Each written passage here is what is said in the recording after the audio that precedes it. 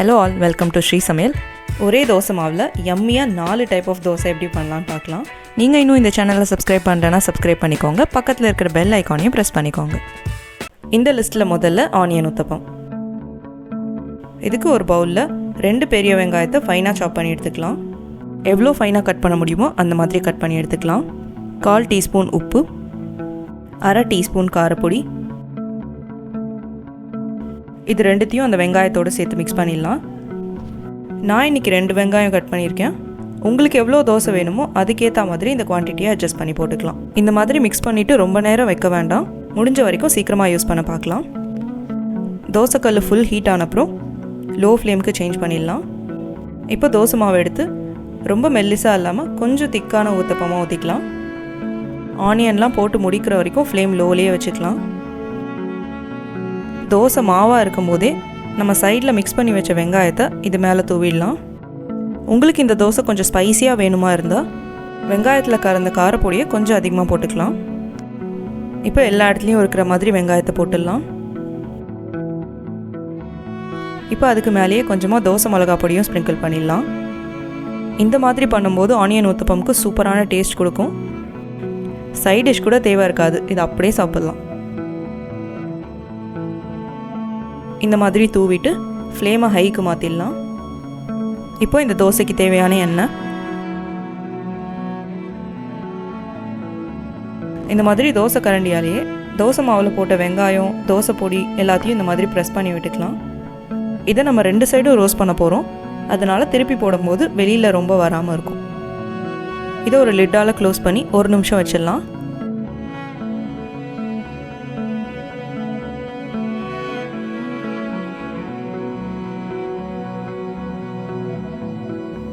இப்போ லிட்டை எடுத்துகிட்டு திருப்பிடலாம். மறுபடியும் இதுக்கு தேவையான எண்ணெய் ஊற்றி ஃபுல்லாக ரோஸ்ட் பண்ணி எடுத்துக்கலாம். ஊத்தப்பம்லாம் பண்ணும்போது டயட்லாம் பார்க்க முடியாது. அதுக்கு தேவையான எண்ணெய் ஊற்றினா தான் அதுக்கு டேஸ்ட் இருக்கும்.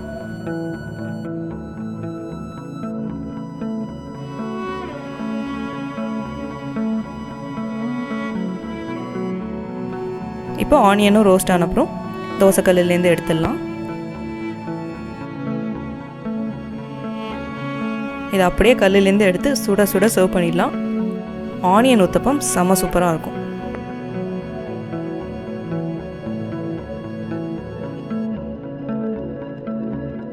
இதுலேயே நம்ம தோசை பொடியெல்லாம் போட்டு பண்ணியிருக்கிறதால தனியாக சைட் டிஷ்னு ஒன்று தேவை இருக்காது.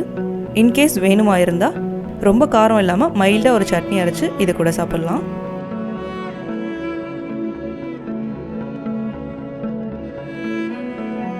ஒரு பர்ஃபெக்டான ஆனியன் ஊத்தப்பம் ரெடி பண்ணிட்டோம்.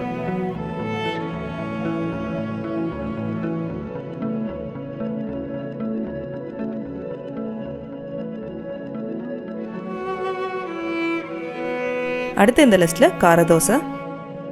இதுக்கு ஒரு மிக்ஸி ஜாரில் 4 மீடியம் சைஸ் தக்காளி ரஃபாக சாப் பண்ணி சேர்த்துக்கலாம். 13லேருந்து 15 சின்ன வெங்காயம், 1/2 பீஸ் பெரிய வெங்காயத்தை ரஃபாக சாப் பண்ணி சேர்த்துக்கலாம். கலருக்காக 4 காஷ்மீரி மிளகா, காரத்துக்காக 4 காஞ்ச மிளகா.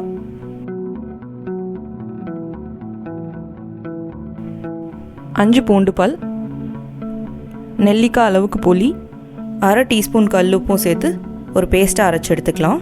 இதுக்கு தனியாக வாட்டர் தேவைப்படாது. தக்காளியில் இருக்கிற வாட்டரே கரெக்டாக இருக்கும். இப்போ சைடில் ஒரு பேனை ஹீட் பண்ணி 2 டேபிள் ஸ்பூன் எண்ணெய், 1/2 டீஸ்பூன் கடுகு. கடுகு ஃபுல்லாக வெடிக்கட்டும். கடுகு ஃபுல்லாக வெடிச்சப்புறம் நம்ம அரைச்சி வச்ச பேஸ்ட்டை ஆட் பண்ணிக்கலாம். இந்த பேஸ்ட்டை 1 வாரம் வரைக்கும் நம்ம ஃப்ரிட்ஜில் ஸ்டோர் பண்ணலாம். எப்போல்லாம் தேவையோ அப்போல்லாம் எடுத்து யூஸ் பண்ணிக்கலாம். உங்களுக்கு இது ரொம்ப ஸ்பைஸியாக வேண்டாம்னு நினச்சா மிளகாயை அதுக்கேற்ற மாதிரி அட்ஜஸ்ட் பண்ணி போட்டுக்கலாம். நார்மலாக ஸ்பைஸ் சாப்பிட்றவங்களுக்கு இன்றைக்கி சொன்ன குவான்டிட்டி கரெக்டாகவே இருக்கும். எல்லாத்தையும் சேர்த்து மிக்ஸ் பண்ணிவிட்டு 1/4 டீஸ்பூன் பெருங்காய பொடி, 1/4 டீஸ்பூன் சர்க்கரையும் சேர்த்துட்டு மிக்ஸ் பண்ணிடலாம். இது கொஞ்சம் கொஞ்சமாக கொதித்து திக்காக ஆரம்பிக்கும். அது வரைக்கும் இதே மாதிரி கொதிக்கட்டும். நான்ஸ்டிக் பேன் இல்லைன்னா கைவிடாமல் கலந்துக்கலாம். இந்த மாதிரி திக்காக மாறிடும்.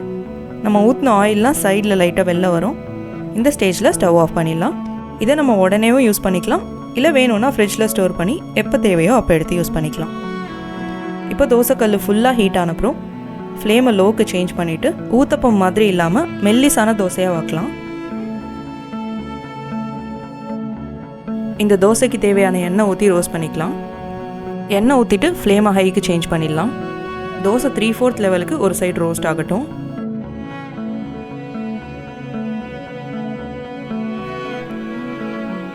ஆல்மோஸ்ட் ரோஸ்ட் ஆனப்புறம் தோசை திருப்பியாலே இந்த மாதிரி ஸ்க்ராட்ச் பண்ணி விட்டுடலாம்.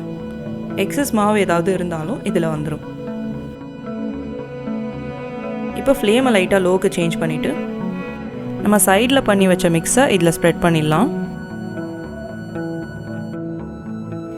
உங்களோட ஸ்பைஸ் லெவலுக்கு ஏற்ற மாதிரி இதை ஈவனாக ஸ்ப்ரெட் பண்ணி விட்டுக்கலாம்.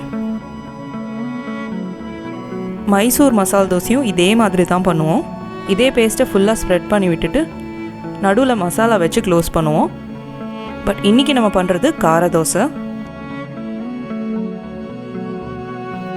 இந்த மாதிரி ஃபுல்லாக ஸ்ப்ரெட் பண்ணி விட்டுட்டு மறுபடியும் ஃப்ளேமை ஹைக்கு வச்சிடலாம்.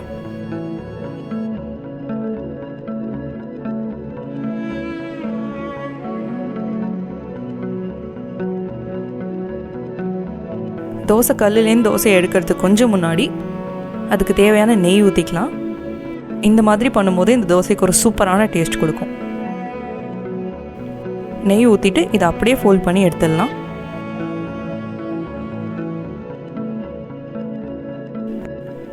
மொறுமொறுப்பான கார தோசை ரெடி.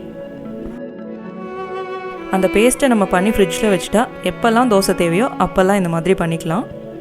ஒரு லேசியான டேக்கு இதை ட்ரை பண்ணி பாருங்கள். இந்த தோசைக்கு மட்டுமே ஒரு தனியான டேஸ்ட் இருக்கும். இதுக்கும் சைட் டிஷ் பெருசாக தேவைப்படாது. வேணும்னா பொட்டுக்கடலை சட்னியோ இல்லை தேங்காய் சட்னியோ இதுக்கு ரொம்ப சூப்பராக இருக்கும்.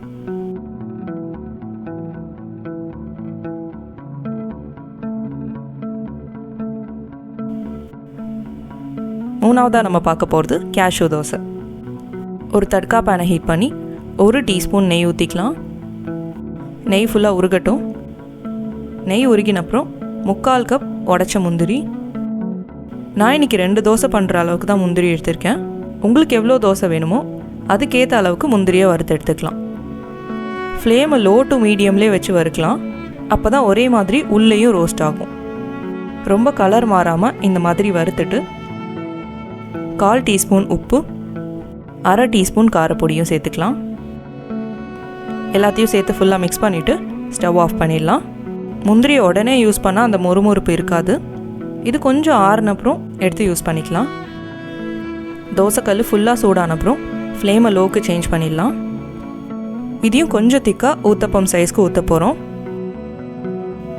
முந்திரியை நம்ம ஆல்ரெடி வறுத்துட்டோம். தோசை ரொம்ப மாவாக இருக்கும்போது முந்திரி ஆட் பண்ணால் அது ப்ராப்பராக வேகாது. அதனால் 1 டீஸ்பூன் எண்ணெய் ஊற்றி பாதி வேகட்டும். இந்த மாதிரி தோசை பாதி வெந்தப்புறம் இப்போ சைடில் வச்சுருக்கிற முந்திரியை சேர்த்துடலாம். நமக்கு தேவையான குவான்டிட்டியில் ஈவனாக ஸ்ப்ரெட் பண்ணிவிட்டு தோசை கரண்டியாலே இது மாதிரி அமுக்கி விட்டுடலாம். இந்த தோசையை நம்ம 2 சைடும் ரோஸ்ட் பண்ண மாட்டோம். ஒரு சைடு மட்டும்தான் ரோஸ்ட் பண்ணுவோம். அதே மாதிரி இந்த தோசைக்கு எண்ணெயை விட நெய் ஊற்றும் போது தான் டேஸ்ட் ரொம்ப சூப்பராக இருக்கும். நெய் ஊற்றிட்டு ஒரு லிட்டால் க்ளோஸ் பண்ணி 1லேருந்து 2 நிமிஷம் வச்சிடலாம்.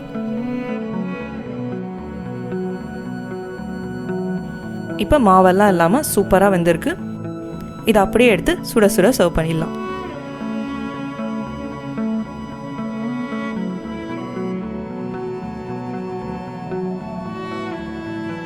முந்திரி ரொம்ப பிடிச்சவங்க இந்த தோசையை ட்ரை பண்ணுங்கள்.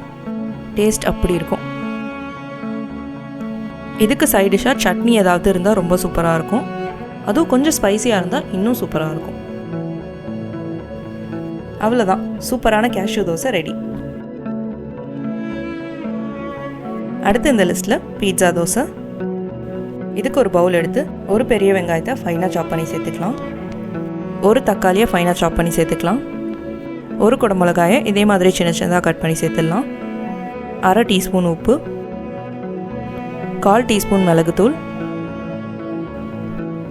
1/4 teaspoon oregano, 1/4 teaspoon mixed herbs. இது எல்லாத்தையும் சேர்த்து ட்ரையாக கலந்து சைடில் வச்சுக்கலாம். இதையும் ரொம்ப நேரம் கலந்து சைடில் வைக்க வேண்டாம். எவ்வளோ சீக்கிரம் முடியுமோ அவ்வளோ சீக்கிரம் பண்ணிடலாம். இப்போ தோசைக்கல் ஃபுல்லாக ஹீட் ஆனப்புறம் ஃப்ளேமை லோவுக்கு சேஞ்ச் பண்ணிவிட்டு ஊத்தப்பம் மாதிரி திக்காகவும் இல்லாமல் ரொம்ப மெல்லிசாகவும் இல்லாமல் ஒரு தோசை வாக்கலாம். இந்த தோசை சாப்பிடும் போது ஒரு தின் க்ரஸ்ட் பீட்சா சாப்பிட்ற டேஸ்ட் வரும். டேஸ்ட் ரொம்பவே சூப்பராக இருக்கும். அதுக்கு தேவையான எண்ணெய் ஊற்றி இந்த மாதிரி ஒரு சைடு ரோஸ்ட் பண்ணிடலாம்.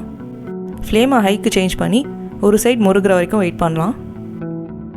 ஒரு சைடு இந்த மாதிரி ரோஸ்ட் பண்ணிவிட்டு தோசை திருப்பியாலே இந்த மாதிரி ஸ்க்ராட்ச் பண்ணி எக்ஸஸ் மாவு இருந்தால் எடுத்துடலாம். ஃப்ளேமை லோக்கு சேஞ்ச் பண்ணிவிட்டு மற்ற ப்ராசஸ்லாம் பண்ணலாம். இப்போ பீட்சா சாஸ் கொஞ்சமாக எடுத்து ஈவனாக ஸ்ப்ரெட் பண்ணிடலாம்.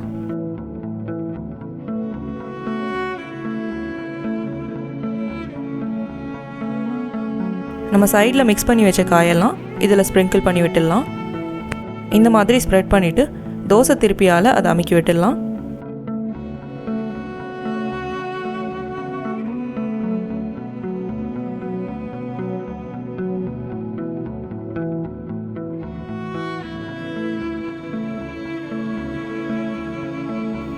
இது மேலேயே சீஸை ஃபுல்லாக துருவிடலாம்.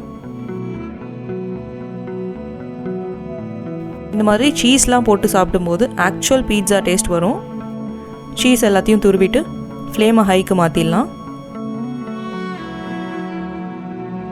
இதை நம்ம திருப்பியெல்லாம் போட மாட்டோம்.